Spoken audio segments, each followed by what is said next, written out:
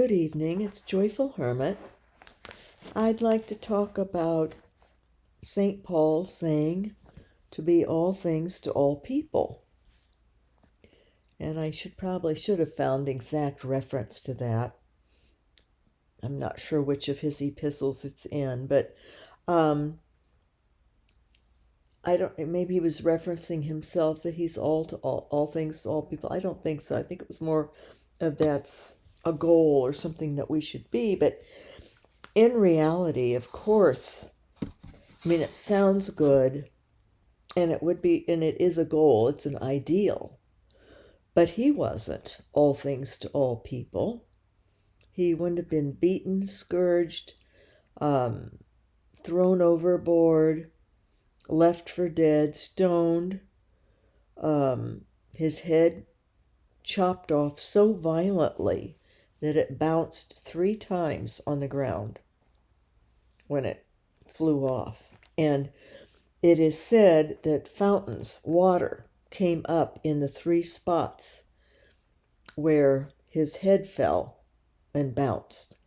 And that's at St. Paul outside the walls in Rome, where a church was built in honor of St. Paul. So, but I was thinking about this, being all to all people and how it really isn't very feasible.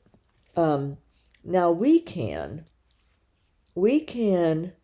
accept all people, but we cannot control how they're going to take toward us. And that's the problem then. Then we're not all to all people. Or they don't view us as all to them or linked with them. So I think though it's a good exploration to understand this, and Paul meant well, and it's a beautiful ideal. And we can come close to that through love and through forgiveness, full forgiveness. And I've noticed that full forgiveness is when you don't have any kind of reactions and you feel no inklings of stirrings in you when something further happens, of when you've fully forgiven someone else. And that's why really forgiveness, Jesus says, forgive 77 times 7. However many times it takes to forgive, keep forgiving. Forgiveness is really fluid. It's an ongoing process. And I was thinking about this, being all to all people. I'm actually not all to many people. There's I don't know, of course, I'm a hermit, but I had an incident again the other evening with this older woman. And she really had, she called it a terrible outburst. She did text me later and said she was sorry for the terrible outburst she had at my home. She had come over, stopped over, and she's grieving because she's not well enough to travel to a nearby country to see her son who's very ill. And of course she would like to say have a goodbye if he's dying right now. He has COPD, and that can go along for a while. And it's a type of ailment of the lungs and it's not from smoking. His was environmental, where he worked at a paper company of some sort. So, and other people who worked with him have COPD now. So it was dust particles, paper particles in the air probably caused it. Of course, you don't know for sure. The mother did say he had very weak lungs as a little boy, had pneumonia. So he was susceptible. And as I remind myself, because I reminded my mother, that we're all going to die of something sometime. That's the process. And living past 50 or 60 is really quite a blessing. So this man is 63, going on 64. And that's relatively young when you are 60. I consider it young because I'm 73. Seems like, wow, that I was looked a lot younger, felt a lot better back then, 11 years ago. Or no, 10, that would be, I'm 10 years older than this man. But it's very hard. So she came over and talked about it, and as she has been, and I'd been praying that her blood pressure would lower, so that I've been thinking of the number 144, because that's Old Testament, and her blood pressure needs to get down, or the doctor doesn't want her traveling. She could have a stroke, and it's been very high. But she realizes, and I do too, it's probably high because she's very stressed. She wants to see her son, visit him. And she's got this blood pressure problem. So, as we were talking about it all, I had already thought of the idea. I don't have a passport or the star thing that goes with your driver's license, because I'm not traveling elsewhere. I'm lucky to get to the dog park less than a mile away. So, and the doctor's office. So I told her, though, because her family's very worried, and part of it is having her make all the connections to the flights, and she had trouble in LAX, Los Angeles Airport, getting to the correct terminal because she has to take a flight into Mexico. That's the country. And I said that I would be willing to go with her. And she immediately started interrupting. Said, "Oh, but they just have 2 bedrooms. There's no room." And I said, "No, I don't. I'd already said I don't have a passport. I said only as far as your last transfer in this country." And she says, "Well, I can travel by myself." And I said, "Well, but they're upset. Your family's upset. The doctor's worried about you traveling and going because of your blood pressure. And if it would help my accompanying you so you get on the flights, have just another person to, because she had trouble. She had ordered a wheelchair and they didn't show up with it the last time she went." I said, "I'm not good at sitting or standing in one place, but I could certainly walk around and get someone to bring a wheelchair for you. Make sure you got to the proper terminal and on your way." And that would then satisfy or maybe appease your adult children, and so that they wouldn't worry so much. So she says, "Oh, no, that well, no, that's when she had the outburst. And "You're always doing this, and I didn't ask you to do anything about my problems." Well, no, she hadn't. I said I just offered to help if you wanted, and it's fine that you don't. Because I sort of laughed. I said, who knows how I would do with, but I think I'm 12 and a half years younger. I would probably be able to get a wheelchair for her, where she couldn't be walking around that much to do it. And I could also help distract her and try to help, if something happened with her blood pressure, I could get help right away, alert someone, whereas strangers wouldn't notice necessarily or see the signals or even know that that's the problem. But that was fine. But she really went on and on about my personality, and this is why I don't know, implied or inferred that no one liked me or couldn't take my too strong personality, and I'm always doing this. Well, I've only known her since I think it's been 9 months, and I haven't seen her a lot. But this is the second time that she's gotten very upset. I forget what it was the last time. Oh, I asked her a question. I asked her because she so wanted to go and was going to look for tickets. And she also realizes we've talked about it. You know, what's the worst that could happen? She would have a stroke or she would die there. And is that all right with her? Would that be a problem?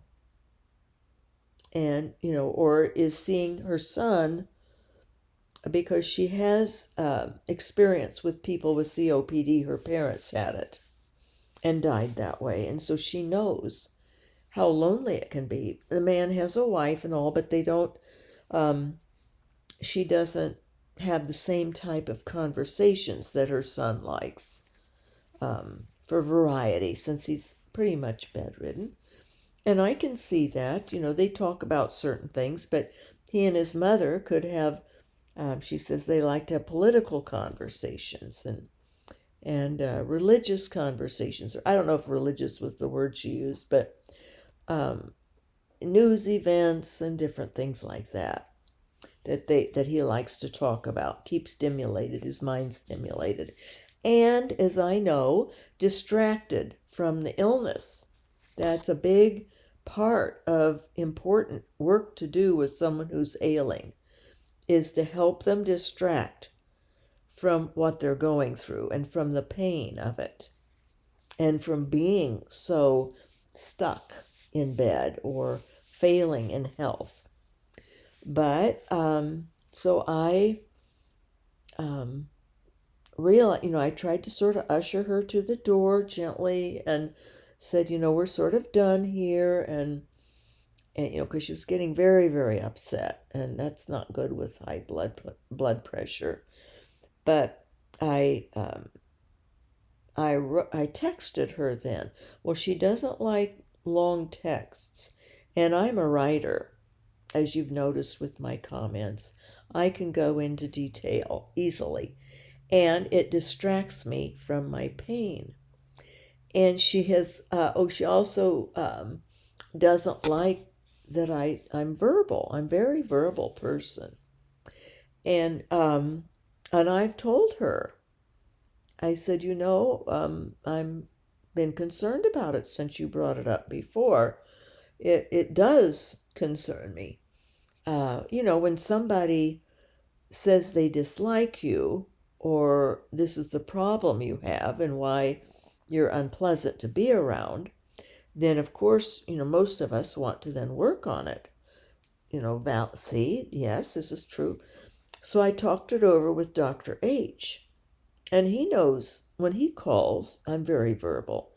And it's part of it is having someone who has lots of ideas. It's stimulating for me, and to have a good discussion. I don't have those. Hermits don't have those except with God.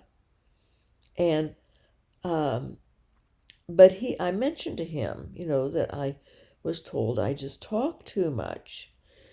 And he said, well, if you would consider how much you talk in a week compared to, say, this woman whose grandson lives with her, and she's got elderly friends and cousins from other states.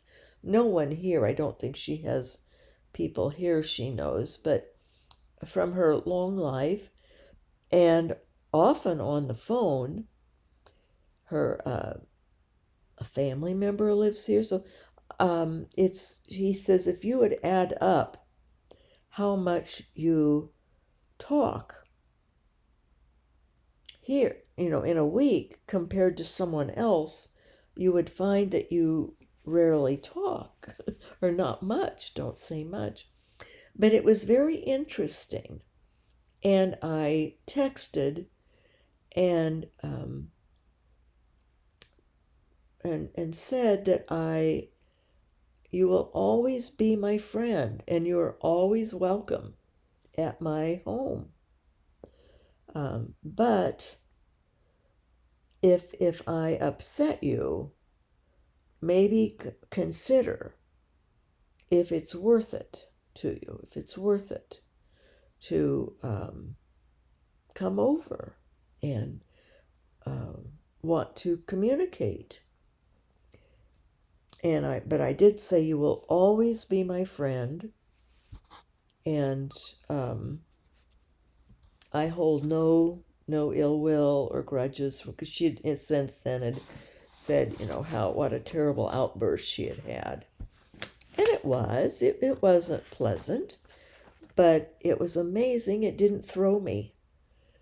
And the first one had a couple of weeks before. That one was through a text, but wrote pretty much the same things. So not quite as harsh, but it's true. It's true.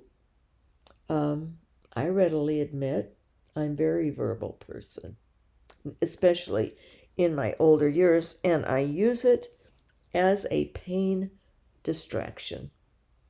It helps me get far away from my body to write and to discuss, to talk.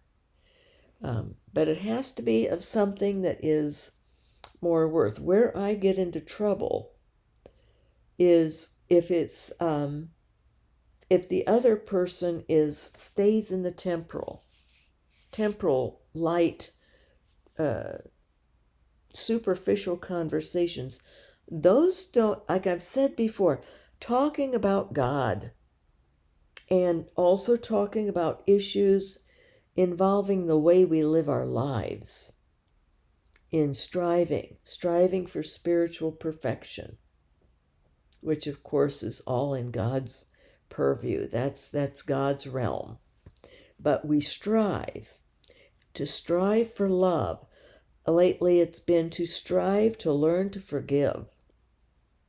To forgive, really, no matter what. No matter what. Yes, there are consequences. But to forgive is a major lead-in to loving someone. To being able to really love is to automatically be able to forgive. And in that, I think we can approach being accessible to other people, being all to all, to approach that ideal. God is that all. We are nothing. We are nothing ourselves. So I think most of us would end up like St. Paul, with our head cut off, or stoned, or beaten and scourged, not killed, thrown overboard, or not allowed passage, run out of town. That's the type of irritation that we would cause others. Or to, like with this friend, this woman, she'll probably decide not to come ever again and not to text. Because I did point out when I wrote to her that if I irritate her that much, if I'm a major irritant, that maybe we need to think through, what is the purpose of the friendship, although she'll always be a friend, because I like the person, and I like the conversations we had until I was, told that I wasn't to talk about God, or, didn't like that, different little things. But now why would she's a lovely person, very educated, really a lovely person. But I had to understand, why would someone act like that or say those things? Yes, true at various levels, and there's reasons for the verbal, but why have the outburst also? Well, blood pressure, but intention, being upset because she can't go and be with her son, visit him, and he's too ill to come here. So, and the offer obviously did not resonate. That's what caused the outburst, because it seemed that I was interfering in her business, she said. And I kept saying, I just made an offer, just an offer. But I had asked her, now what's your usual route? So that because I said I'd have to know that I could really do this for you. Well, she didn't want to say what the route. She said, well, there's many routes, you know. I said, well, what route would you take? When you get your ticket, what route do you take? But see, then that was too involved. And I could understand that, because this is the understanding that's so important. And it happens as we get older. If we tend to be a person who needs to have control over our situation and over others, if we need to be in control, we're going to run into troubles when we're not in control. And she has discovered she can't control how I am. I mean, she tried. That was the one that I was told if I texted, and not to make it long and no longer than 1 or 2 syllable words.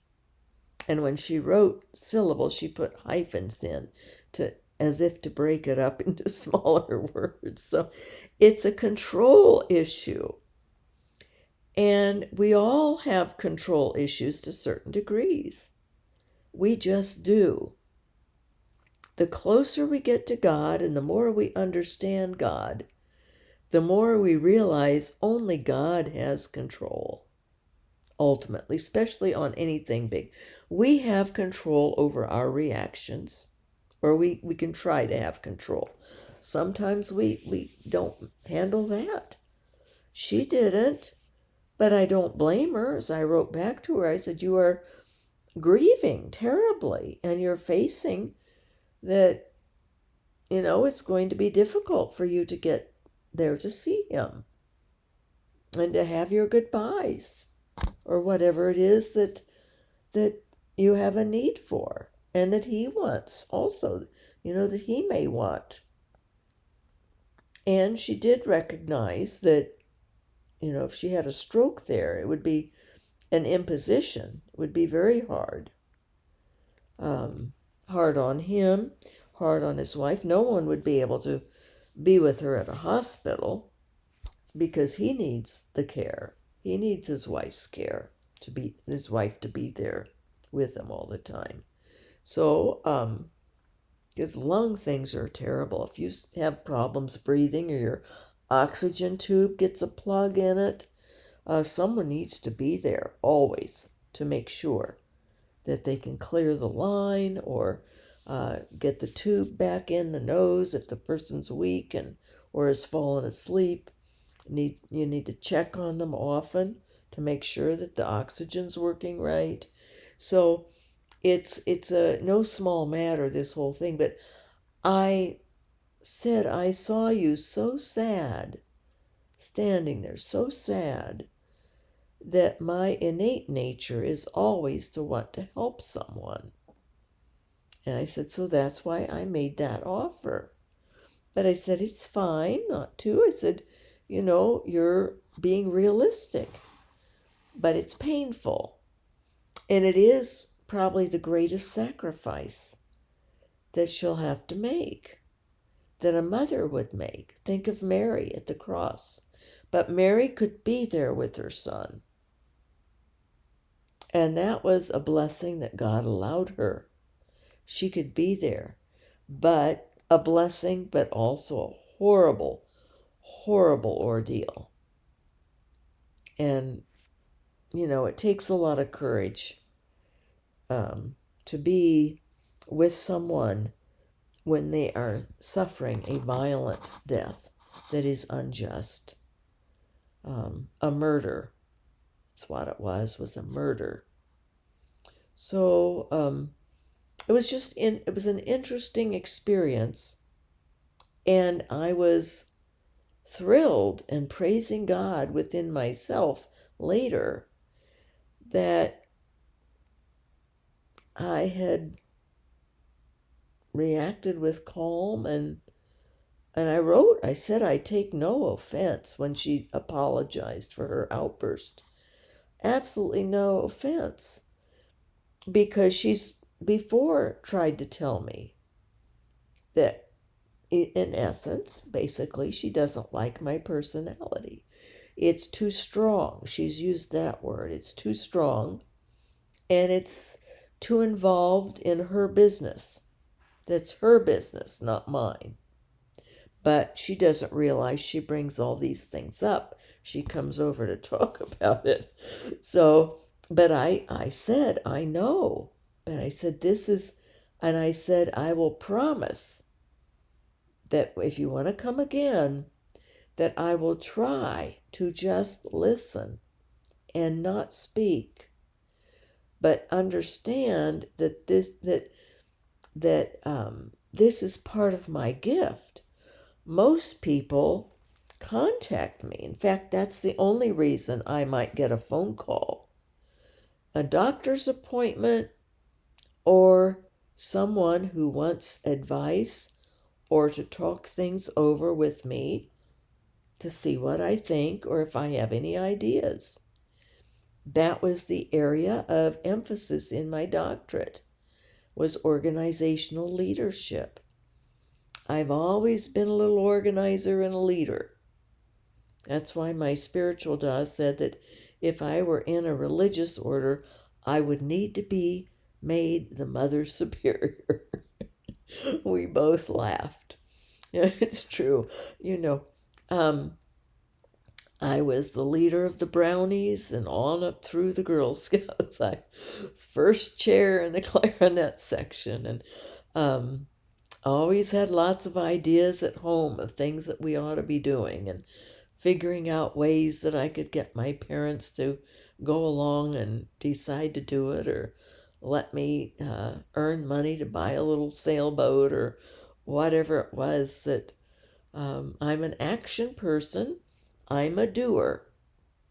And this is my challenge, is even if I'm not doing much now. Today I did a little bit more, but I've been down most of 8 or 9 days now because of my body. But I did not take offense. I think there's progress. There's progress, and there's hope for me.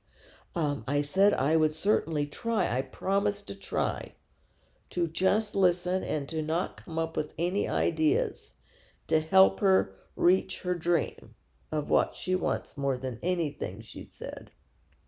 She said there's nothing left in her life that matters as much as being there with her son to help her daughter-in-law, and they've invited her there. Now, I don't know how they feel about it since she has such terribly high blood pressure now, but it's situational.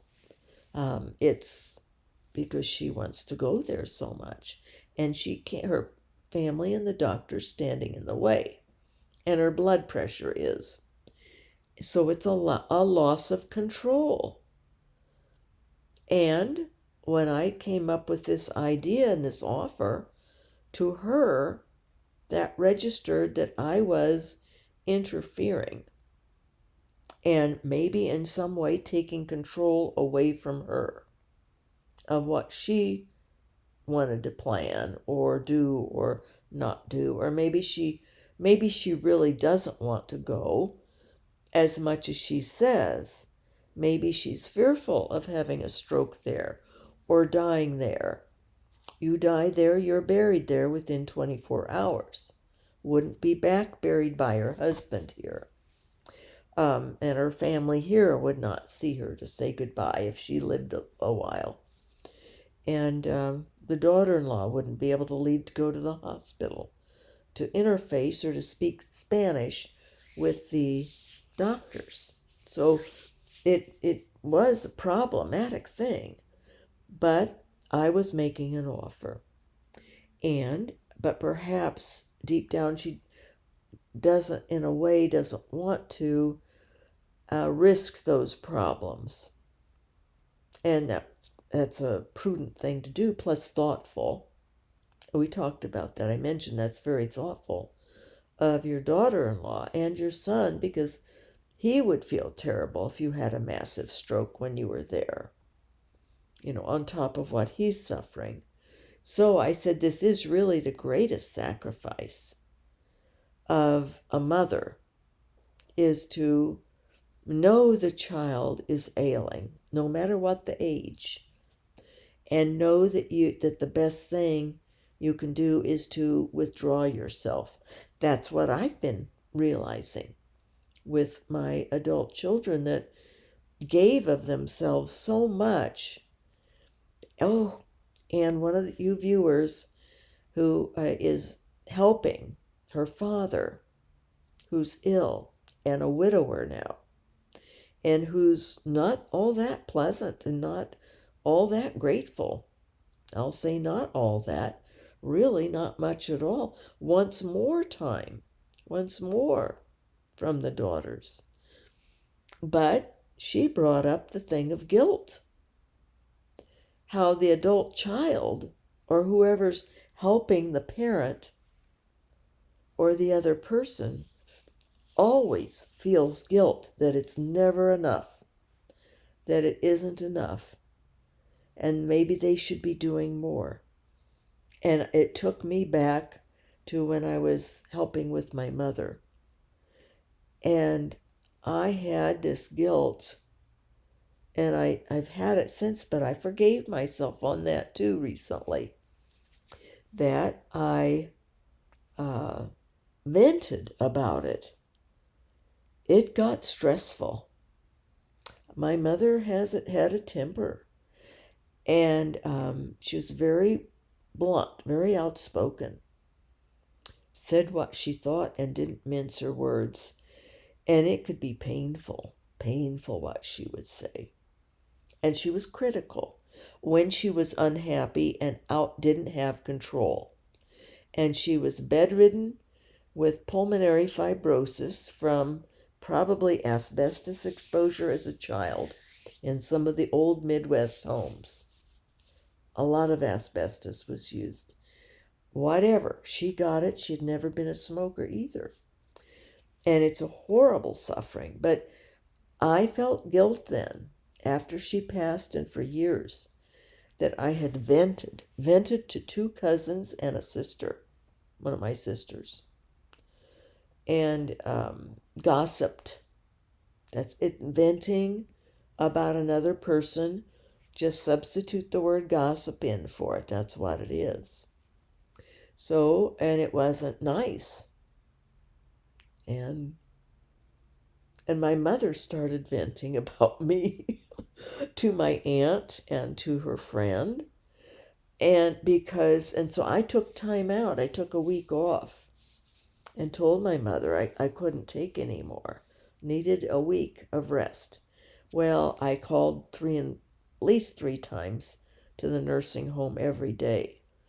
Then my situation was she needed full care. So, and she had insurance. So she was in a nursing facility, a lovely one by most standards, but it's never great, It's not the same as home. But she knew that I could not lift her or, do any of that, and she needed strong medications, and because it is painful. The lungs can get very, very painful with pulmonary fibrosis. They like cement over from the bottom up, and you gradually drown. It's a horrific suffering and passing and slow and always there, and you're struggling to breathe. And so I knew what this other woman was going through with her son, with even the type of suffering it is, because her parents had had it. She knew. And she knew how lonely they got, and how her conversing with them helped toward their ends. end of life with it. So, anyways, it's just sort of interesting how guilt can come into us and play tricks on us. And just like my friend, the older woman, felt guilty that she'd had this outburst at me. And I understood it though. And I expressed that, but I don't think, I doubt she'll come back, because I did put in there that we need to think through that if my personality is such that she cannot tolerate it, then why put herself through it? Be with people who don't irritate, or whose personalities you don't dislike so terribly, to have such an outburst as that. So,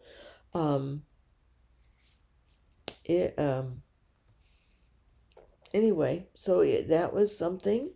And then there's this whole point of guilt, and we've got to drive guilt out.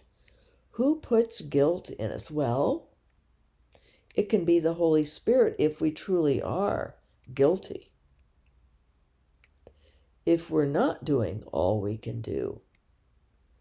But we have to include in what we're doing is if we can psychologically cope. That's where my own adult children enter in. They went way beyond, especially one, and then the second one also, with concern about me.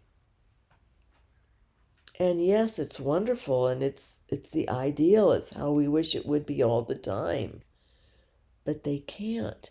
It becomes a psychological issue. Burnout does. So, but even now, I'm sure, or when I pass, they'll have guilt. They'll feel we didn't do enough. I'm going to leave them all letters to fight against any of that. Maybe all of them won't. One of them, has sort of gotten a tough skin. But I know the other, when they find out how bad my hands are now and my foot, I got some kind of strange, it's all swollen, but it's got strange, like a strange veining on it, blackish blue veining, and then this black bruise, and it swells up. And then I wore compression socks and it went down, and the veining didn't totally go away, but got much better just overnight.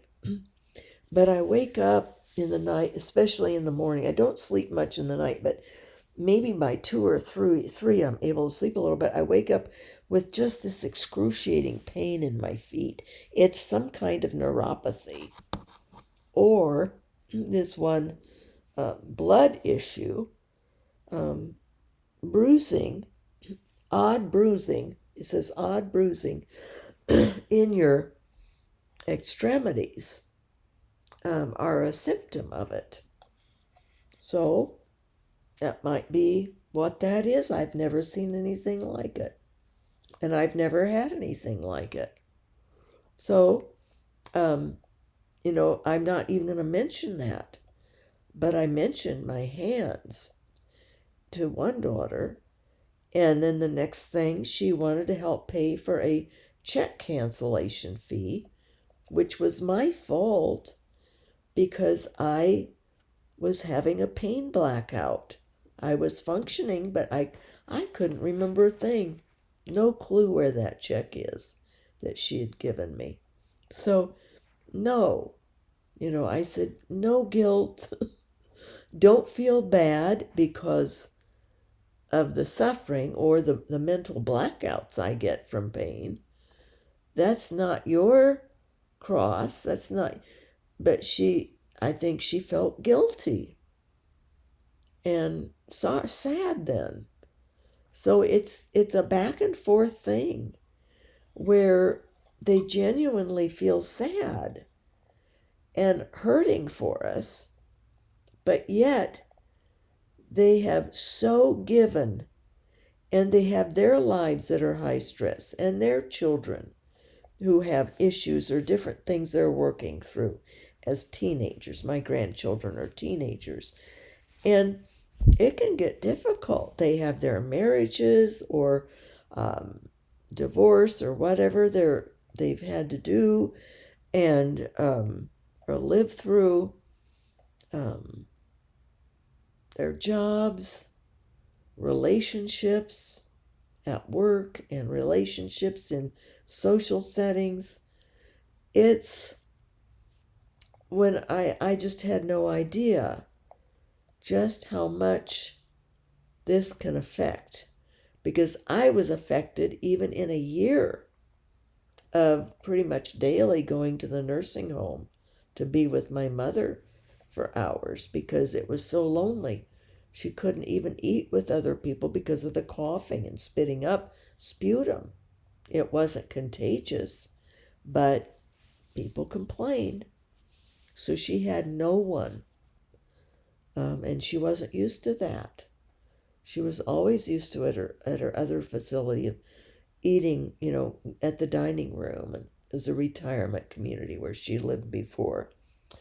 She needed to have the nursing care. But so here we are. Understanding is so important. Understanding that guilt is an element in our lives that is not productive if we are truly giving what we can give. And that means psychologically.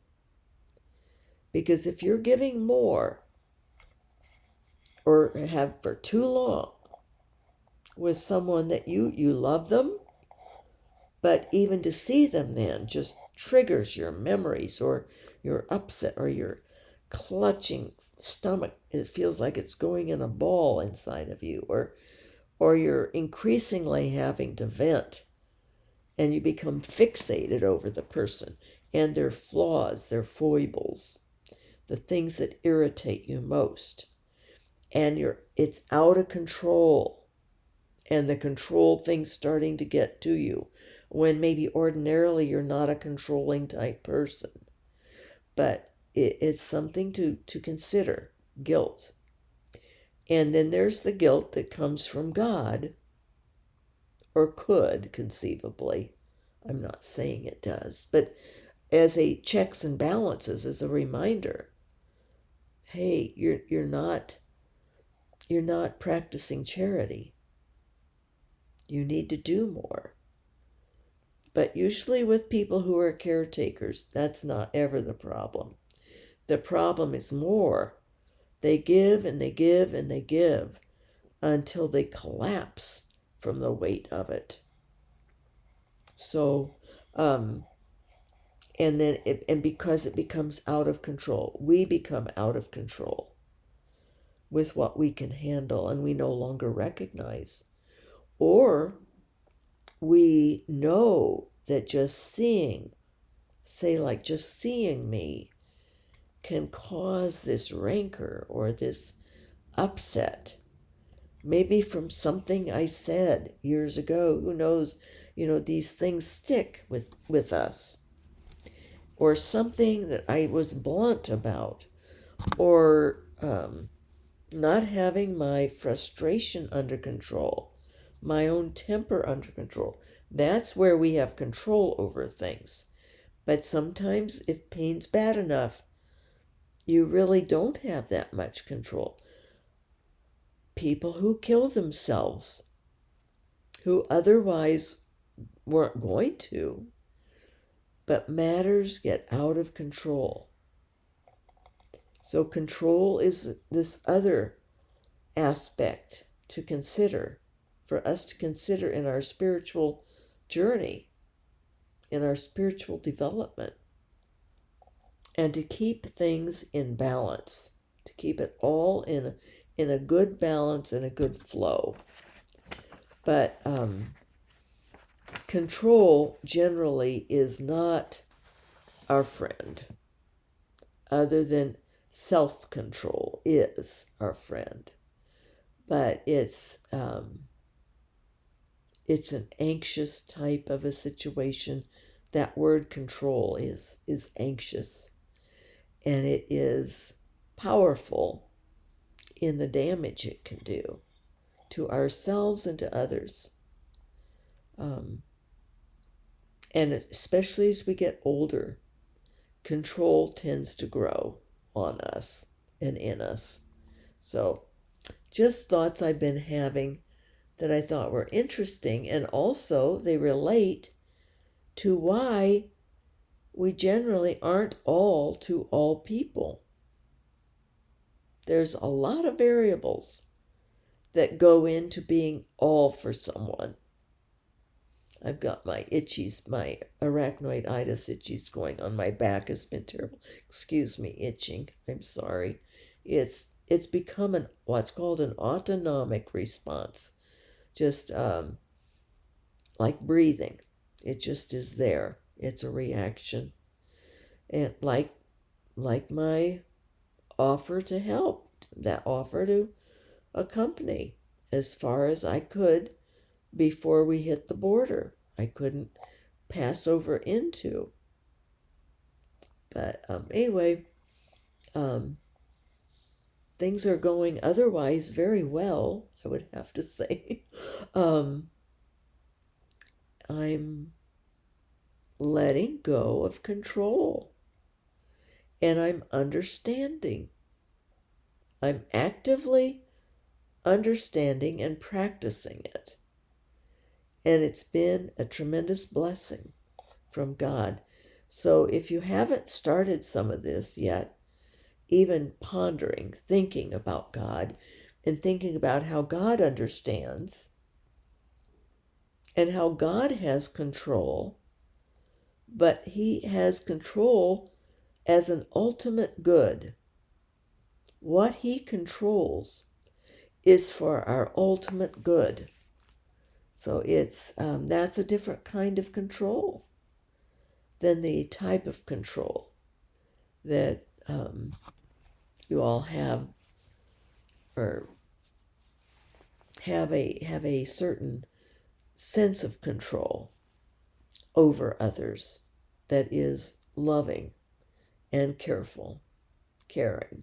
So, okay, I'm going to stop talking, but just thoughts that have been coming up, and I think are good for us to practice and enjoy and live out. And I forget what was I don't know, just whatever is of worth in our lives to consider in our spiritual progression here on earth. Another viewer commented about how much they want to progress as much as possible while still alive.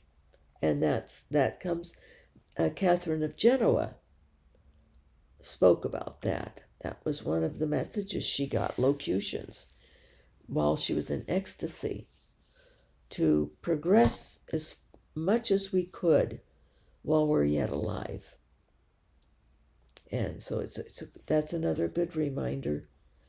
But trying to be all for all people, it's a worthwhile endeavor, but it isn't going to necessarily get us there. That's a high ideal, just like being all for all people is a very lofty ideal.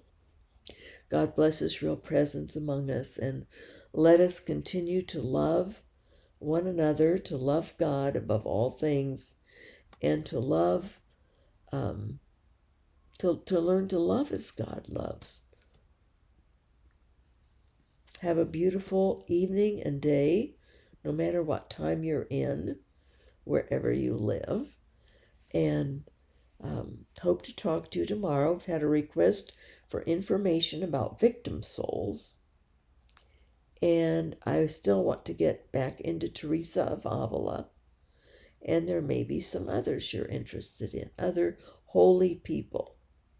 God bless His real presence in us. I'll repeat that again. And